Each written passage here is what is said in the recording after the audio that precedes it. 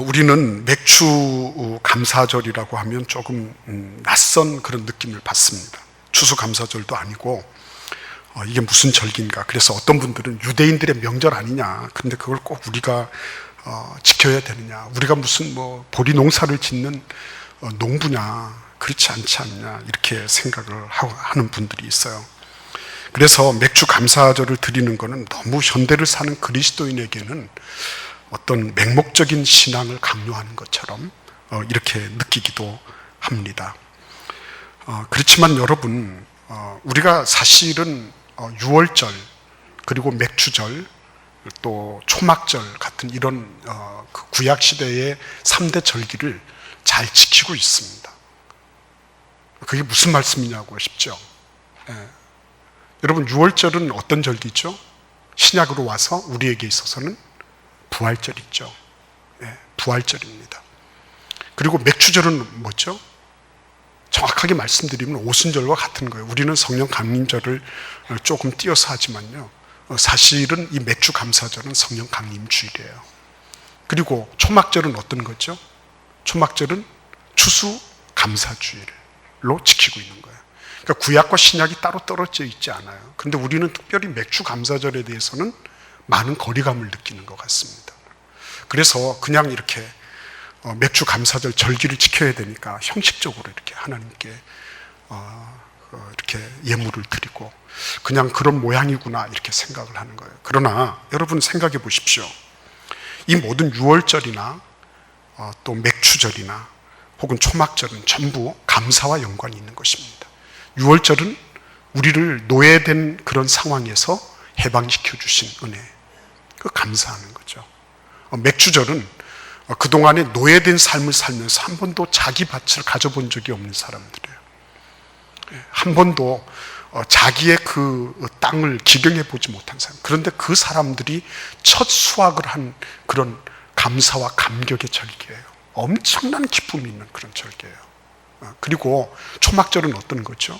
하나님께서 광야 내내 불기둥과 구름 기둥으로 지켜주신 거죠. 그 인도하심에 대한 그런 은혜가 감사로 표현되는 것입니다. 우리도 알지 못하는 사이에 벌써 구약과 신약을 통해서 면면이 이어져 내려온 수천 년에 걸친 신앙의 절기를 지켜가고 있는 거예요. 여러분, 오늘 그래서 특별히 이 감사의 주일에 감사의 위치를 한번 우리가 더듬어 찾아보도록 하겠습니다.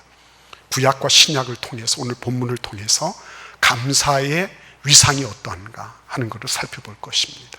그리고 어떻게 하면 우리가 참된 감사를 드릴 수 있는가, 그리고 감사하고 난 이후에 하나님이 우리에게 주시는 감사의 선물이 뭔가, 이렇게 세 가지를 살펴보도록 하겠습니다. 맨 먼저 감사가 얼마만큼 중요하냐, 구약 성경을 한번 찾아보겠습니다. 시편 50편 23절을 보시면 이렇게 기록되어 있습니다. 감사로 제사를 드리는 자가 나를 영화롭게 하나니 그의 행위를 옳게 하는 자에게 내가 하나님의 구원을 보이리라. 이렇게 말씀하고 있습니다. 구약은 제사의 책이에요. 그런데 제사가 다 중요하지만 감사의 제사는 하나님을 영화롭게 하는 것이라고 말씀하고 있는 것입니다. 다른 말로 말씀드리면 제사 중에 제사는 감사의 제사라고 하는 것입니다. 인간의 문제를 해결하거나 죄를 씻거나 다 좋은 것입니다. 이웃과 화해하는 거 다 좋은 것입니다. 그런데 거기에 특별히 감사가 있을 때 그것을 통해서 어떻게 된다고요? 하나님이 영화롭게 된다고 말씀하고 계신 것입니다. 하나님이 영광을 받으시는 제사의 최고봉은 감사의 제사였어요. 수많은 제사가 구약 시절 올려졌습니다. 그러나 하나님을 영화롭게 한 제사는 무조건 재물이 많은 제사가 아니었어요. 다윗이나 솔로몬과 같은 왕후 장상이 드리는 그런 제사도 아니었어요. 그 사람이 누구든지 감사로 제사를 드리는 사람, 그 제사를 하나님은 받으시고 영화로워지셨어요. 두 번째는 신약으로 넘어가 보겠습니다. 신약에서 우리는 굉장히 인상 깊은 감사의 장면을 볼 수 있어요. 자칫하면 놓칠 수 있는 장면입니다. 누가복음 22장 17절 말씀 19절 말씀에 보시면 이렇게 기록되어 있어요. 이에 잔을 받으사 감사 기도하시고. 이건 어떤 장면이죠? 어떤 장면이죠? 이제 예수님께서 이날 밤 잡혀가실 거예요. 그런데 예수님이 최후의 만찬을 제자들에게 베푸시면서 그때 잔을 가지시고 뭘 하셨다고요? 감사 기도하셨다 그랬어요. 그리고 19절에도 또 떡을 가져 감사 기도하시고 떼어 그들에게 주셨다, 이렇게 기록하고 있습니다. 그때 당시에 제자들은 그 흘리고 지나갔어요. 왜냐하면 의뢰의 식탁에서 하나님께 감사하는 것이 당연하다고 생각했으니까. 그런데 십자가 사건을 중심으로 해서 제자들은 새로운 것을 깨닫게 됐어요. 모든 것은 십자가를 통해서 판명되는 것입니다. 십자가를 통해서 통과하고 나서 딱 보니까 이거는 의례적인 감사가 아니었어요. 그냥 식탁을 앞에 놓으시고 하나님께 오늘도 일용할 양식을 주셔서 감사합니다 하는 그런 식의 감사가 아니라, 이것은 예수님이 죽음을 앞두시고도 감사하신 본을 보여주신 것으로 제자들에게 깊이 각인이 되었어요. 어떤 조건에서도 감사할 수 있어야 된다는 것입니다.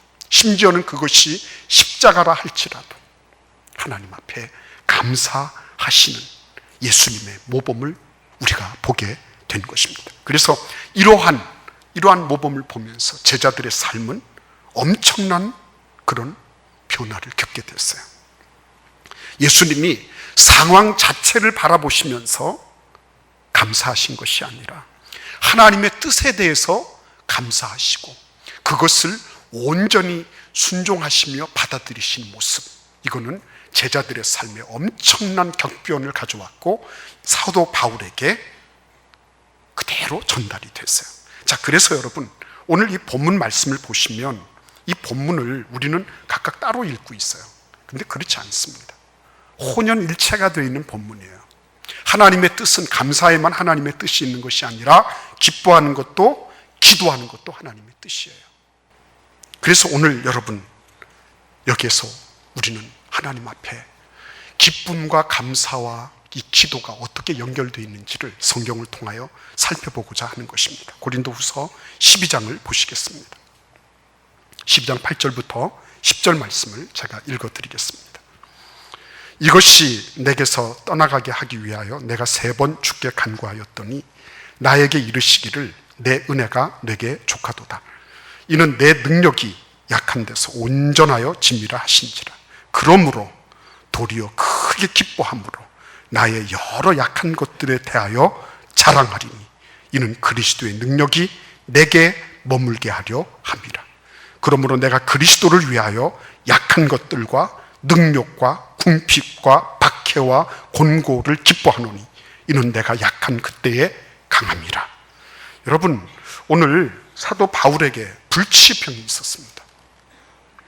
어떻게 고쳐지지 않는 거예요? 그것을 사도 바울은 사단의 사자를 나에게 주셨다, 나에게 허용하셨다, 이렇게 말하고 있어요. 사탄의 사자예요. 그러니까 어떤 분은 안질이라고 말하기도 하고 위장병이다, 혹은 어떤 분은 간질병이다, 이렇게 얘기를 하는 겁니다. 그런데 여러분, 사도 바울이 설교 중에 간질이 왔어요.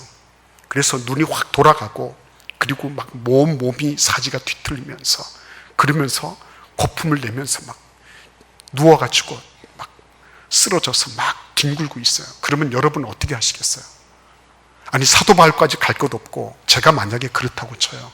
제가 지금 이렇게 설교하고 있다가 갑자기 그런 일을 만났습니다. 그러면 여러분들이 뭐라고 하실 것 같아요? 사도 바울 닮았구나 우리 목사는, 이렇게 생각하실 것 같아요. 어떻게 생각하실 것 같습니까? 얼마나 이게 여러분 복음을 증거하고 하나님의 일을 하는 데 있어서 큰 방해가 될 것입니까? 그런데 사도 바울이 그러한 문제를 놓고 하나님께 3번 간구했다 그랬어요. 근데 하나님의 응답이 뭐였습니까? 나에게 이르시기를, 9절 보세요. 내 은혜가 내게 족하도다. 이는 내 능력이 약한 데서 온전하여 짐이라 하신지라 그랬어요. 이 말은 무슨 말씀이에요? 내가 고쳐주겠다는 말씀이에요? 안 고쳐주겠다는 말씀이에요? 안 고쳐준다는 말씀이잖아요. 너 그대로 있어라는 말씀이에요. 네가 약한 그때 내 능력이 나타나기 때문에 너는 그대로 있어라, 이 말씀이에요. 기도한 대로 응답이 된 거예요, 안 된 거예요? 자기 의중대로 된 겁니까? 안 된 겁니까? 안 된 거죠. 안 됐는데 그 다음에 사도 바울의 반응을 보십시오. 그러므로 뭐라 그랬어요?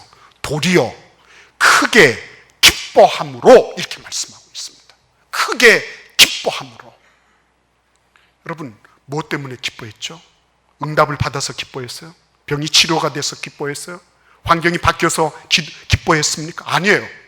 환경적인 요소는 전혀 아닙니다. 하나님의 음성을 한번 들어버리면 환경까지 그거 아무 문제가 될 게 없어요. 하나님의 음성이 나에게 들리면 나를 보고 뭐라고 하든지 그거는 서푼어치도 되지 않는 거예요. 그거는 정말 미소하기 짝이 없는 거예요. 그거는 먼지나 티끌도 되지 않는 일이에요. 우리에게 진짜 항상 기뻐하라, 이 말씀은 뭘 의미하는 것입니까? 내가 하나님의 음성을 듣는 것이 부족하다는 거 아니겠어요? 저도 마찬가지. 내가 왜 기쁨이 없을까? 내 마음속에 왜 기쁨이 없을까? 뭐가 내 뜻대로 되면 좋아하고 기분 좋아하고 유쾌하게 지냈지만 내 뜻대로 되지 않으면 툭 가라앉고, 하나님 이게 뭡니까? 그러면서 불평이나 하고, 왜 그럴까? 하고 보니까 이 말씀이 답을 주시는 거예요. 그러므로 도리어 크게 기뻐함으로. 기쁨의 원천이 뭐라고요? 하나님의 말씀이었어요.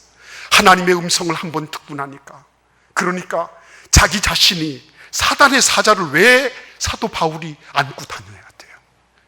그렇게 해야 될 이유가 어디에 있어요? 근데 그런 거 저런 거 관계없는 겁니다.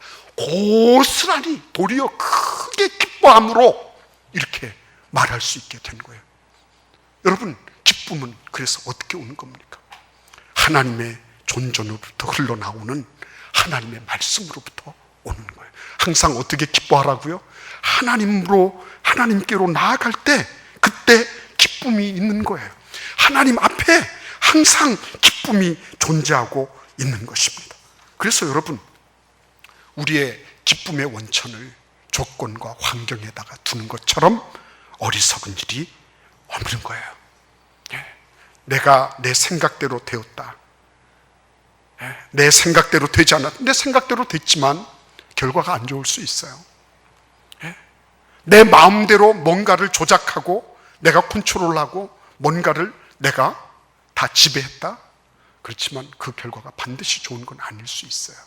그러나 하나님께로 나아갔을 때, 그때 하나님께서 주시는 그 엄청난 기쁨들, 하나님의 음성을 통해서 들려준 그 말씀 때문에 내가 가지는 그 기쁨은, 이거는 환경이나 조건이나 이런 거 저런 거 관계없어요. 그 기쁨은 정말 아주 어떤 것도 이겨낼 수 없는 그런 진짜 영구한 기쁨, 그렇죠? 막 속에서 흘러나오는 그런 기쁨이죠. 그런 음성을 한 번씩 듣고 나면 끝나는 거예요. 문제될 게 없는 거예요. 문제는 내가 하나님의 음성을 제대로 듣고 있느냐 하는 거예요. 오늘 여기 보세요. 여기 보시면 기도했어요, 그죠? 기도했습니다. 왜 기도할까 했을까요? 항상 쉬지 말고 기도하라고 말씀하시는데 왜 기도는 안 나오죠? 왜 그렇게 했습니까? 하나님의 음성을 듣지 못하는데 어떻게 기도를 합니까? 내가 배운 어휘가 없는데 어떻게 하나님 앞에 나가서 영적 어휘를 말할 수 있겠습니까? 불가능한 것이죠. 그래서 여러분, 기뻐하고 감사하고 그리고 기도하는 거는요, 이거는 서로 면면이 다른 것처럼 보이지만 서로 다 연결되어 있는 거예요. 다 연결되어 있는 겁니다. 하나님 앞에 기도할 때 하나님께서 응답하시는 거 우리가 너무 잘 알고 있어요. 하나님 앞에 기뻐할 때 그것이 우리의 힘이라고 말씀하고 있어요. 그때 하나님께서 우리에게 힘과 능력을 주십니다. 하나님을 기뻐하는 것, 조건과 환경을 기뻐하는 것이 아니라 하나님 그분을 기뻐할 줄 아는 것, 그거를 배워나가는 것, 그때 우리에게 하나님이 힘을 주신다고 말씀하고 계신 거예요. 그래서 여러분, 이러한 일련의 과정들이 전부 무엇과 연관되어 있습니까? 하나님 앞에 나아가는 것과 연관되어 있는 거예요. 하나님의 관점으로 보는 거죠. 하나님의 관점으로. 범사에 감사해라. 범사에. 나는 범사에 감사할 게 없어요. 부분적으로는 감사할지 모르지만 범사에 감사할 게 없습니다. 이렇게 생각하는 분들은 없지 않아 있어요. 그런데요, 사도 바울을 오늘 말씀을 가만히 한번 읽어보세요. 사도 바울이 마치 이렇게 하는 것 같지 않아요? 자기는 아주 일만 있으면 감사하겠다 이렇게 딱 준비하고 있는 것처럼 보이지 않습니까? 나는 뭐든지 아무튼 일만 있으면 하나님 앞에 감사로 나아가겠다는 그런 각오와 결심을 우리는 읽게 되는 거예요. 아, 그렇구나. 사도 바울에게 있어서 어떤 것도 하나님 앞에 감사하지 못할 일이 없는 거구나. 그렇죠? 여러분 고린도서 11장이나 이런 데를 한번 가셔서 집에 가시면 찾아서 읽어보시기를 바랍니다. 그 11장 말씀 읽어보시면 엄청나게 고난과 고통을 당하죠. 태장에 맞고 죽도록 돌에 맞고 막 그 물에서 막 표류하고 막 꼴깍꼴깍 하면서 물 마시고 막 이러는 일들, 춥고 배고프고 헐벗고 잠 못 자고 하는 이런 수많은 일들을 당해왔어요. 그럼에도 불구하고 사도 바울의 마음속에는 기회만 있으면 감사하고 싶은 거예요. 기회만 있으면 이것도 감사하고 싶고 저것도 감사하고 싶고 어떻게 해서든지 감사하고 싶은 거예요. 이유가 어디에 있습니까? 왜 그렇죠? 하나님 앞에 사도 바울이 무슨 믿음을 가지고 있길래 기회만 있으면 감사하고 싶을까요? 네. 여러분 우리는 그 말씀을 잘 알고 있어요. 로마서 8장 29절 말씀입니다. 사도 바울은 이 믿음을 가지고 있었습니다. 같이 한번 찾아서 읽어볼까요? 로마서 8장 28절입니다. 같이 읽겠습니다. 우리가 알거니와 하나님을 사랑하는 자, 곧 그 뜻대로 부르심을 입은 자들에게는 모든 것이 합력하여 선을 이루느니라. 아멘. 그렇죠? 우리가 알거니와 하나님을 사랑하는 자, 곧 그 뜻대로 부르심을 입은 자들에게는 모든 것이 합력하여 선을 이루시는 거예요. 하나도 빠짐없이. 내가 봐서 그것이 좋든지 나쁘든지 그것이 마음에 들든지 아니 들든지 이렇게 하지만 그것이 무엇이든지 간에 하나님은 어떻게 하세요? 합력하여 선을 이루시는 거예요. 합력하여. 사도 바울은 이 믿음이 불탔습니다. 여러분, 그래서 하나님 앞에 범사에 감사하는 것, 이거는 주님 앞으로 나아가면서 하나님으로부터 받아 누리는 은혜예요.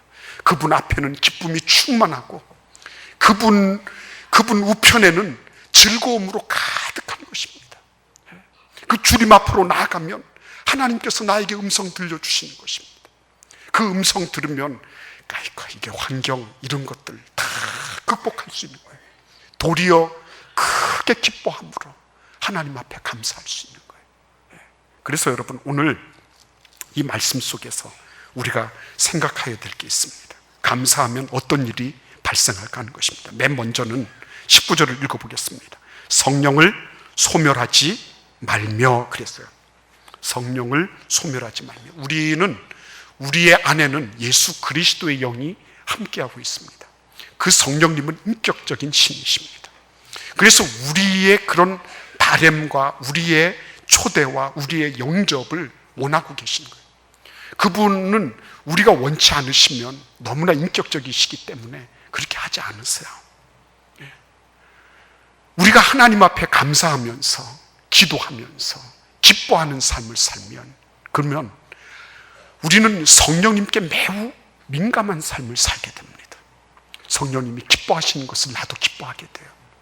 성령님이 슬퍼하시는 것은 나도 슬퍼하게 돼요. 성령님께서 원하시는 것에 대해서 나도 해드리고 싶은 거예요. 그런 일들이 일어나는 겁니다. 그뿐 아닙니다. 오늘 말씀을 보시면 20절에 보시면 예언을 멸시하지 말고 그랬어요. 하나님의 말씀이 엄청 중요하게 다가옵니다.